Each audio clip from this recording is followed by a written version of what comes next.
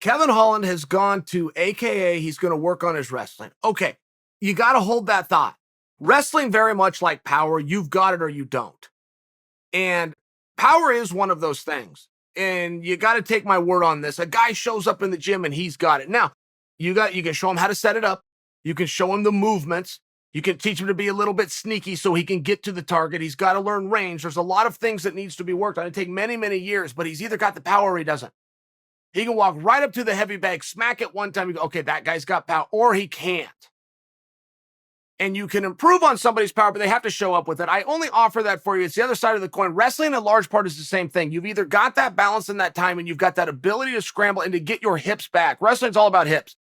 One guy controls your hips, and this is what cost Holland every single one of his takedowns in his last two fights. The opponent got to his hips, not to his body, not to his ankle, not to his head. They got to his hips. And he can either take those hips back. There's different things he can do, underhooks, pivoting, motion, but it's still about control of the hips or loss thereof. And nothing else matters in MMA. No wrestling will work if you can't get a hold of fabric. Make sure you understand this, okay? This cost me 30 years. I traveled the world. I fought 50 men. I'm going to hand you something for free that I had to go through trials and tribulations to realize. But nothing in wrestling will work if it doesn't involve fabric. When people tell you in wrestling, grab a hold of the guy's ankle, what they're really saying is get a hold of the guy's shoe. If he's not wearing that shoe and you grab his ankle, you're not going to take him down. And when you think of it in this perspective and you start to understand that, that's where in MMA you realize there's only one part of the body that has fabric. That's the part that you have to attack for wrestling. Nothing else will work. That's the reason that if you watch the Olympic Games, you'll see lots of arm throws. You'll see lots of slide-bys. You'll see lots of body locks. You'll see lots of high crotches. If you watch MMA, you will see none of the things I just said, ever. And the reason is that's not where the fabric is. You have to attack the clothing. Okay, you've got to get those hips. Now, I bring this to you because there's not a lot of ways to work on your wrestling.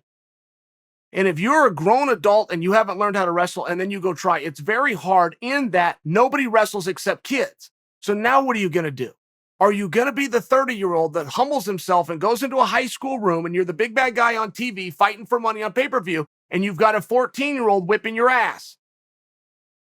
If the answer is yes and you can humble yourself, then you can still learn how to wrestle. But that's what's problematic about wrestling. You can't go grab your yellow pages or even go to Google and type in a place in your area that has a gym for wrestling. It doesn't exist. You can catch some wrestling workouts on the back end of grappling class or on the back end of kickboxing class, you and a partner in the corner. But that's what wrestling is in this country, unless you're talking about doing it with the kids. We have it in the junior highs. We have it in the high schools. We even had it in the colleges. You would be less embarrassed to go in and train with the colleges, but the colleges probably aren't going to welcome you in if you don't know what you're doing. You're taking up space, not to mention the NCAA and the NAIA have rules about people coming in the room. So when I tell you that you would have to humble yourself and go with the kids, that's truly what you would have to do. But I submit for you that Kevin Holland doesn't have the wrestling problems that it would appear. You go and look at his last two fights and you look at how many takedowns he gave up and you deduce that those are wrestling problems, you're only getting part of the story.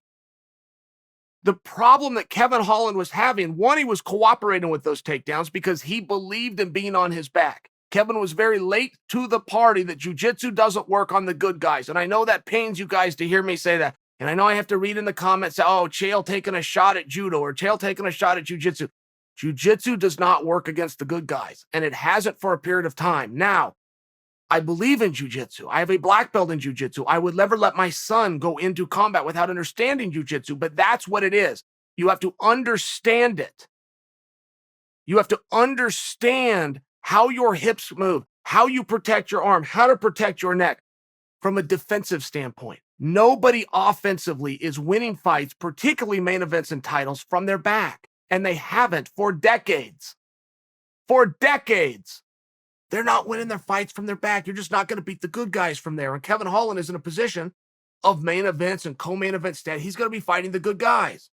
I bring it to you because it's very relevant because it's a psychological thing that Kevin has to flip the switch. First off, Kevin cooperated with those takedowns. He cooperated very much. Secondly, once he gets to the ground, even if you look at some of the greats like Damian Maia, they will instantly look to sweep. They will instantly look to reverse. They're not trying to mount an offense from their back. That is what Kevin needs to work on. And that doesn't require one day with Daniel Cormier. That doesn't require one day in a wrestling room. He needs to mentally make the switch because he has the ability to scramble fully. I've seen him do it. He's electing not to because he believes that he can win a fight off of his back. This, of course, is broad stroke, what I'm saying. I don't need you guys to correct me and tell me the one time that you saw somebody submit someone from their back. I'm not asking you that. I'm talking in a broad stroke. You want to be the guy on top. You need to learn how to do guard and learn how to do jiu-jitsu because it's a two-man sport and you can't control sometimes where you're going to be, and you need to be able to fight and protect yourself from there. But what Kevin is doing, and the biggest problem that he's doing, is trying to win a fight from his back as opposed to getting to his back to use that to a sweep, to use that to a scramble, to use that to stand back up. Conor McGregor's ground game is very good. If you go back, and I'll just use Conor because it's a name that I know you'll recognize. You go watch what Conor did to Chad Mendes on the ground. Conor won that fight off of his back from the ground. Conor never went for an armbar. Conor never went for a chokehold. Conor never went for a sweep. He let Chad Mendes use all this hard energy to get him down, and then Conor scrambled back up to his feet. Now Chad's in front of him, but now Chad's tired and Conor's not.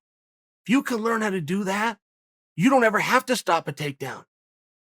If you can learn to sweep like Damian Maia, you could start the fight on your back every time. If you can learn to stand up the way that Conor did, specifically against Chad Mendes, the wrestler will use so much energy getting you to that position. If he cannot keep you there, it will make him quit.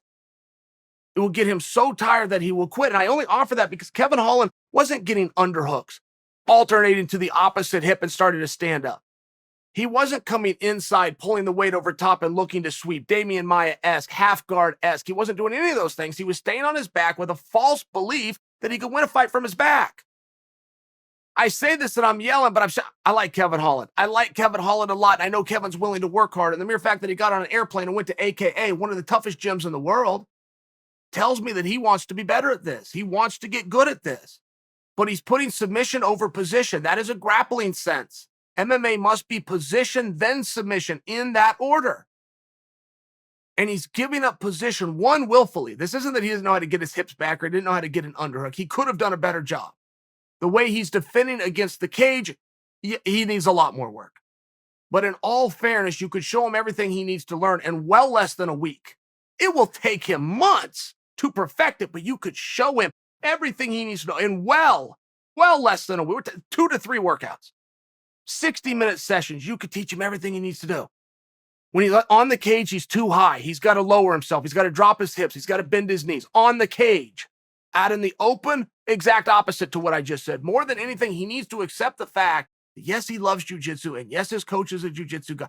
Jiu-jitsu has not worked in MMA from the bottom, from guard work, against a good fighter in years, decades. In literally decades. Royce Gracie, if you're a real diehard, Royce Gracie in 1993, when nobody had even heard the term jiu-jitsu, was out there in some of those fights 15 and 20 and 25 minutes to submit a guy from his back. Think of that. Royce Gracie, who's the only guy in the room that knows jiu-jitsu, still needs 20 minutes to submit a guy. Now imagine if the guy on top knew jiu-jitsu, which is what you're dealing with now. It's very different. You're just not going to lock out a good guy. You can't spend time on the bottom against guys who understand jiu-jitsu. You don't have to be great at jiu-jitsu and MMA. You have to understand it. I'm only bringing that to you because Kevin Holland needs to change it up here. He just needs to change his approach and his strategy. That's one thing you will learn over time is how to win a fight, how to learn a match, not to throw punches and kicks. You'll learn how to win them, how to manage time, how to manage the 10-9 must system. Holland can scramble very well. If you look at some of the stuff that he did with Jacare that ultimately opened up kicks and knocked him out, it was just this incredible finish. But if you look at how he did that, that was the in-between. That was the scrambling. The great ones fight in between, right? When you're watching MMA, you think it's top and you think it's bottom. You have a Damian Maia, it's the in-between. The in-between the top and the bottom, the sweeps and the reversals. That's what Kevin did so well and flustered Jacare and ultimately opened up for the big kick to the mouth. But it got opened up because he wasn't closing guard, trapping him, holding him down. Come on. You got to get off the bottom. You got to create a scramble. Really go back. If you're Kevin Holland, your listeners, go back. Spend yourself 12, 15 minutes. Go watch what Conor McGregor did with Chad Mendes. That is as good of groundwork as you're going to see. And it had nothing to do with Conor trying to get a submission. It had to do with making him work. Go back and watch any one of Damian Maia's fights. It's not from the back. He starts on the back and then he comes on top. He uses a sweep instantly. It's that scramble.